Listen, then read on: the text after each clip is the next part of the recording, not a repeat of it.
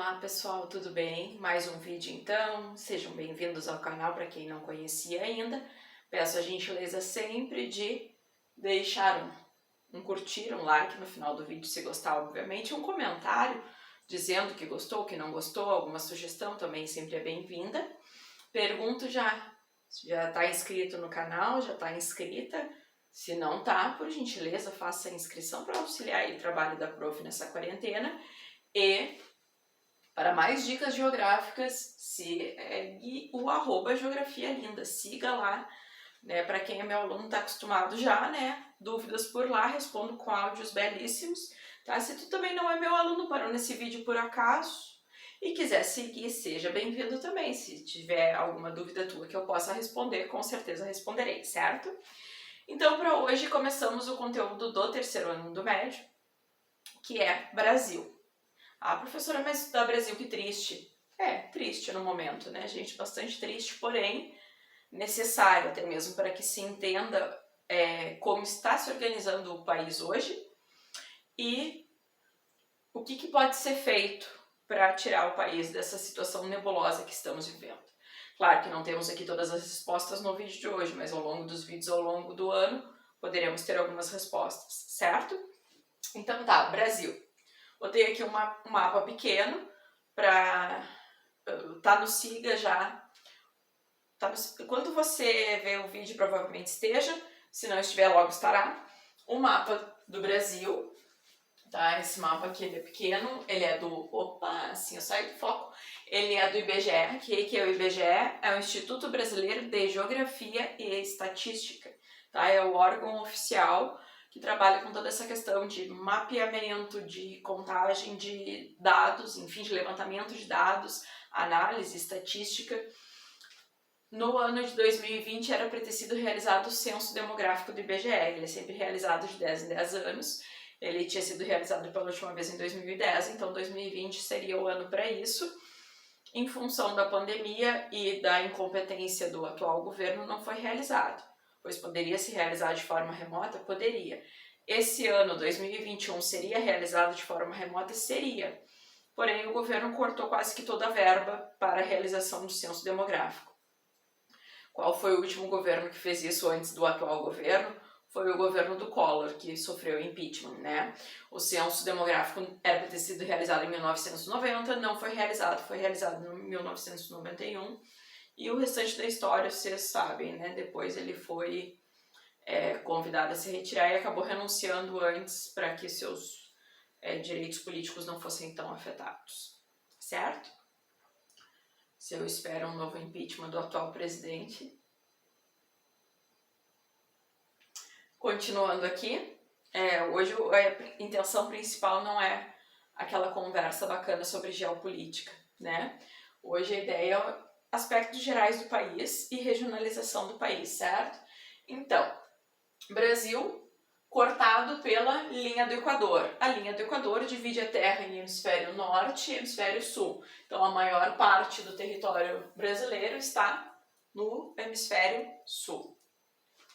Nós temos também, paralelo à linha do Equador, o Trópico de Capricórnio, que ele corta aqui norte do Paraná, um pedaço de São Paulo, certo? E um pedacinho do Mato Grosso do Sul.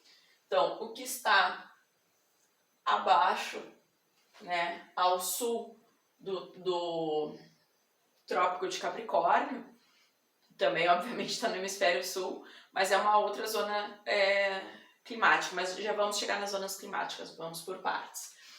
Então, localizando o Brasil em termos de hemisfério, certo? Então, o Brasil está, grande parte de suas terras no hemisfério sul do planeta, tá? Temos uma pequena faixa aqui no hemisfério norte.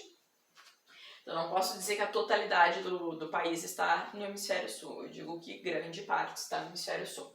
Em relação à linha do Equador, o Brasil está no hemisfério ocidental. Tranquilo? Aí, os pontos extremos do Brasil. Eu tenho o ponto extremo norte, tá? Que fica em Roraima, que é a nascente do rio Ailã. É o ponto mais setentrional do Brasil. Aí eu tenho o Arroio Chuí, aqui no sul do Rio Grande do Sul, que é o ponto mais meridional do Brasil, o ponto mais ao sul. Eu tenho o ponto extremo leste, que é a Ponta dos Seixas, aqui na Paraíba, certo? Que é o ponto mais oriental do Brasil. E aí eu tenho a nascente do rio Moa, no Acre, que é o ponto mais ocidental do Brasil. Tranquilo até aí? É só uma relação com pontos cardeais, certo? E a localização desses pontos. A professora Oiapoque ao Chuí, não, gente, foi o próprio IBGE, estudos com imagens de satélite que elas dão uma precisão maior para os estudos geodésicos, os estudos cartográficos, fez essa correção, certo? Aqui no Brasil nós temos o INPE, né, que é o Instituto Nacional de Pesquisas Espaciais, que é um órgão que infelizmente desde 2019 vem sofrendo muitos ataques, né, e teve uma série de problemáticas no atual governo, né, com troca de presidente e tudo mais, presidente do INPE no caso, né, que era um cientista super renomado e respeitado. Por favor, alunos, acreditem na ciência, ela é importante. A Terra é um geoide, ela não é plana, certo? Ela gira. Às vezes dá a impressão que capota, né? Mas continuando, bobagens à parte.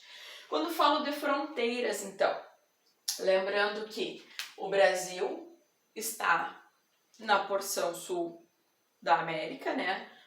Dividindo a América em 3 partes, de acordo com critérios físicos. Nós temos a América do Norte, América Central e América do Sul. O Brasil está na América do Sul.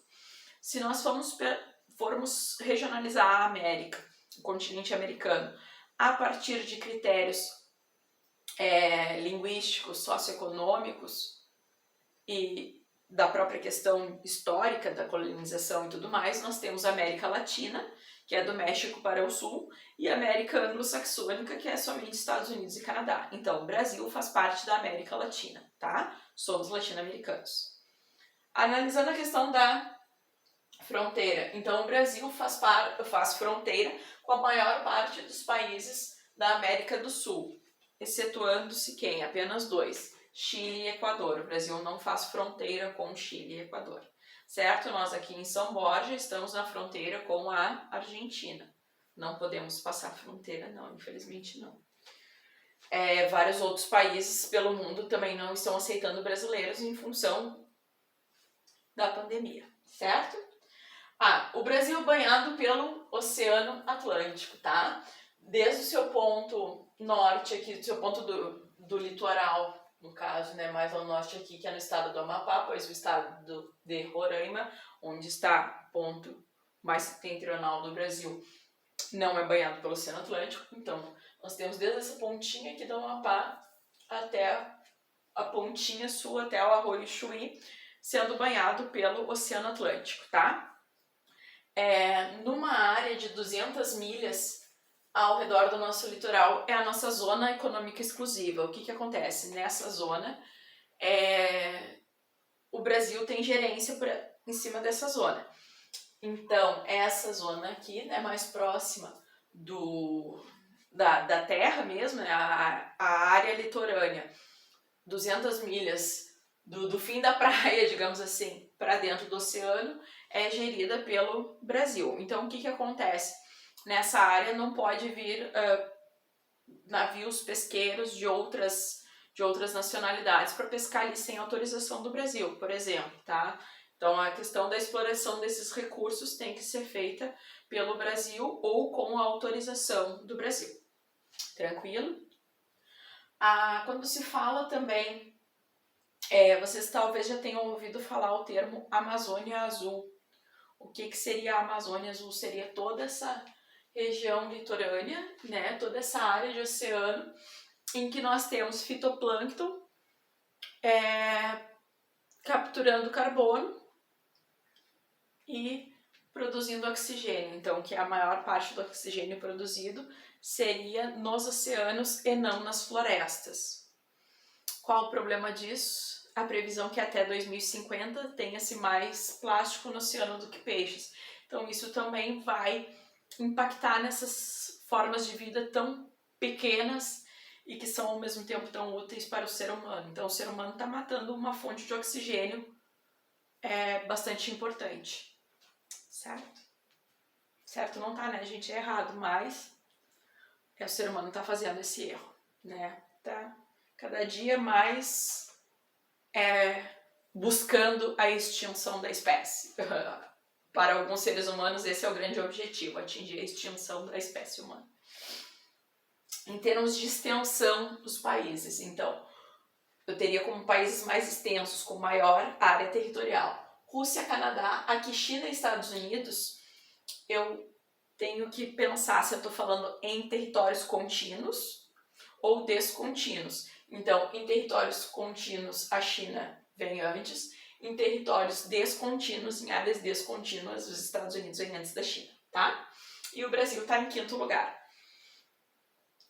Por isso o Brasil tem menos extensão territorial, mas nem por isso tem menos possibilidades de análise em função da sua grande extensão territorial. A gente costuma dizer que o Brasil é um país de dimensões continentais.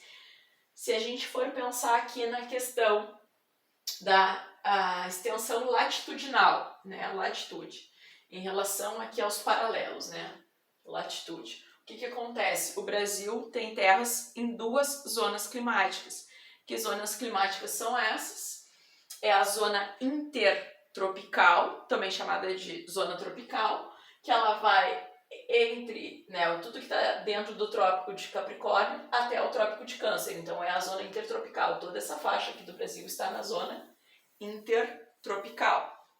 E eu tenho também o que está abaixo, ao sul, o que está subtropical, que é essa região sul do Brasil, certo? Então, nós temos o território brasileiro. Na extensão do território brasileiro, temos 2 zonas climáticas diferentes. Isso vai fazer com que o clima aqui do Rio Grande do Sul, de Santa Catarina e Paraná seja um clima subtropical. Temos diferenças conforme a altitude da cidade, conforme a distância em relação ao oceano, temos algumas diferenças. Mas, como um todo, é um clima subtropical, certo? Numa divisão mais genérica. Posso fazer subdivisões? Isso posso. Tudo depende do meu objetivo de estudo. Tranquilo? E aí, em função da extensão longitudinal do Brasil, em função dos meridianos, né? Pensando nessa extensão do país, nós temos 4 fusos horários diferentes. Lembrando que nós não temos mais horário de verão, desde a entrada da atual administração da República Federativa do Brasil, que tem 26 estados mais o Distrito Federal. Então, nós não temos mais horário de verão, certo? Para que servia o horário de verão? Para economizar energia. Quando tu economiza energia, tu utiliza menos os recursos naturais para a produção de energia, tu também gera menos impacto ambiental. No atual momento presente do país, o lance é gerar impacto ambiental e destruir tudo que puder. O pessoal é inimigo do verde, né? Então, nós temos 4 fusos horários. Temos um fuso horário aqui que pega arquipélagos do país, né? Nós temos o arquipélago de Fernando de Noronha, de São Pedro de São Paulo, tá? Que estão dentro desse fuso horário aqui da Ilha de Trindade, enfim. Estão em outro fuso horário. Aí nós temos a hora oficial de Brasília, que pega aqui, né, região Nordeste, região Sudeste e região Sul. Então aqui é a hora oficial de Brasília, tá aqui o Centro-Oeste também, né, o estado de Goiás. Aí depois nós temos outro fuso horário, que pega aqui região Norte e parte aqui do Centro-Oeste. E o último que pega aqui um pedacinho da Amazônia e o Acre, certo? Então são 4 fusos horários diferentes. Tranquilo?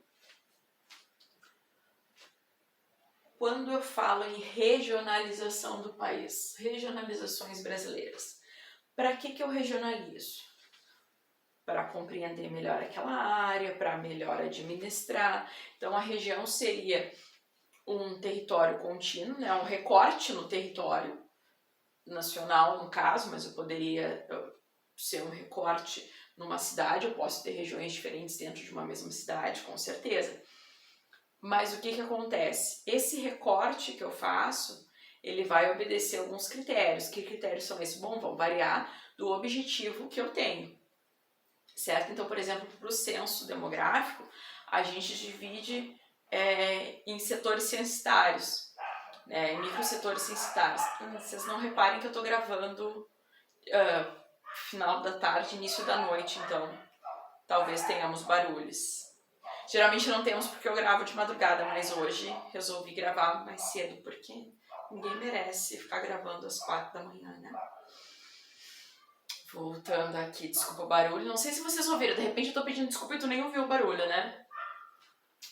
Regionalizações brasileiras, então, eu tenho critérios diferentes para regionalizar. Em função desses critérios, eu vou ter uma organização diferente dessas regiões, certo? Elas vão variar no tempo, no espaço, certo? Começo aqui então com as regiões do IBGE. São 5, são as 5 macro-regiões do IBGE. Tá? Região Norte, Nordeste, Sul, Sudeste, Centro-Oeste. Elas têm como critério as características humanas e econômicas, tá? Então se fez ela em função dessas características, não se pensou para fazer isso nas características de clima, relevo, vegetação e hidrografia, tá? Respeita-se os limites políticos dos estados, certo?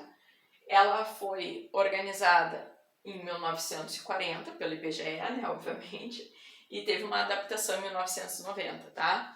Olhando aqui, então, esse mapa, ele tá nos tons de acordo com as 5 macro-regiões. Então, região Sul, Rio Grande do Sul, Santa Catarina, Paraná. Região Sudeste, São Paulo, Rio de Janeiro, Espírito Santo, Minas Gerais. Aqui, a região Nordeste, tá? Composta por 9 estados. A região Norte, os estados de maior extensão territorial do país. E a região Centro-Oeste, né, que é Mato Grosso do Sul, Goiás e dentro de Goiás o Distrito Federal, que foi construído, pensado para abrigar a capital do país. A capital do país anteriormente era no Rio de Janeiro, né, mas aí na época os militares tinham uma grande influência. Não que hoje não estão tendo. Enfim. Mas eles acreditavam que dominando o centro, tu dominaria o todo. Então, que construindo uma capital, no caso Brasília, no coração do Brasil, em termos de território, na área mais central, tu conseguiria dominar o todo. Hoje, o que acontece com essa região aqui? É o cerrado destruído para a plantação de soja, para alimentar porquinhos na Índia. Não, na Índia não. É na China. É que eu lembrei do porquinho da Índia. Mas é mais para alimentar animais na China. Certo? Tranquilo? Até mesmo porque, professora, mas eu como bife de soja, eu como proteína de soja. Eu também, gente. Mas não dessa soja transgênica toda, pelo menos. Eu tento comprar sempre de soja orgânica, né? A gente tem muitos... Só este ano,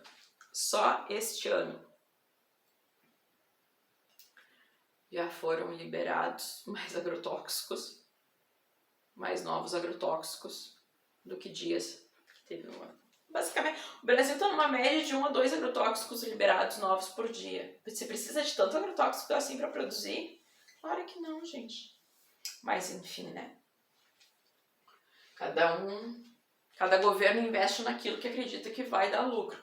Então, se nós trabalhamos com a questão do agronegócio dessa forma, temos, certo? 5 macro-regiões.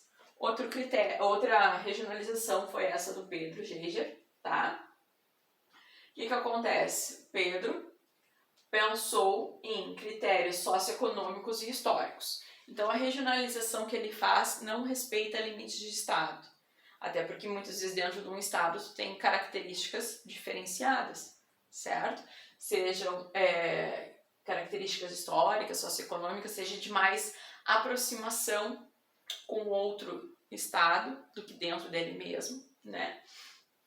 Essa regionalização foi pensada em 1967, tá?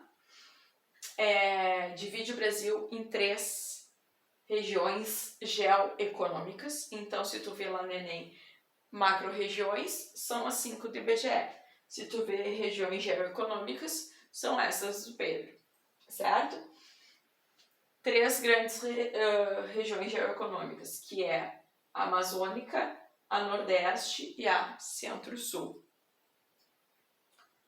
Tem um PDF com os mapas todos dessas regionalizações. Aqui eu não tinha o mapa físico e eu desenhando. Senhor! É tenso meus desenhos, né? Vocês lembram dos meus desenhos em sala de aula. Milton Santos, falei muito dele ano passado, vou falar muito dele esse ano, porque esse ano faz 20 anos que ele partiu, né? Que morreu. Enfim, eu estava entrando na geografia, sim, entrei na geografia em 2001, então esse ano fez 20 anos que eu entrei na geografia. Que loucura! Tá, então o titio Milton Santos falava em 4 Brasis, tá? Os 4 Brasis. Então, ele trabalhava com a ideia do que considerava o processo de globalização, além das desigualdades em relação às finanças e às informações entre os diferentes estados. Sim, o Brasil é um país extremamente desigual. Se aqui dentro do próprio município a gente já vê uma série de desigualdades sociais, imagina pegando o Brasil como um todo. A regionalização que ele propôs foi em 1979 e eram 4 regiões, tá? Tanto é que foi pensado que 4 Brasis, né? Ele respeita o limite dos estados, tá? Isso eu acho bem interessante. Não é a regionalização mais utilizada, não. A mais utilizada são 5 macro-regiões do IBGE, tá? Se usa um pouco a do Pedro, mas muitas vezes aparece no Enem comparações entre as 3. Então, olho vivo. Quais são as 4 regiões, os 4 Brasis do professor Milton Santos? A região amazônica, a região nordeste, a região centro-oeste e a região concentrada.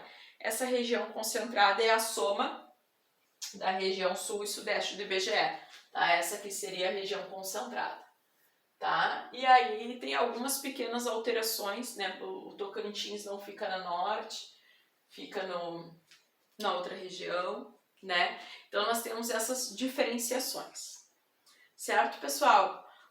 Por hoje é isso, então a gente começa aqui com aspectos mais gerais do país. Temos muitas coisas tensas para discutir ao longo deste ano, temos. Espero que vocês compreendam que essas discussões são necessárias, né? Da mesma forma que vocês devem compreender que fazer um censo demográfico de um país é muito importante, sim, e exige muito investimento, claro. Porque o que acontece? Para que serve um censo demográfico?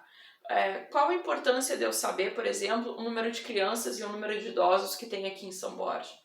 Eu preciso, se eu sou da administração do município, se eu sou da prefeitura, eu preciso saber quantas crianças, quantos idosos, para pensar se eu vou precisar de contratar mais pediatra para posto de saúde ou mais geriatra para atender idoso.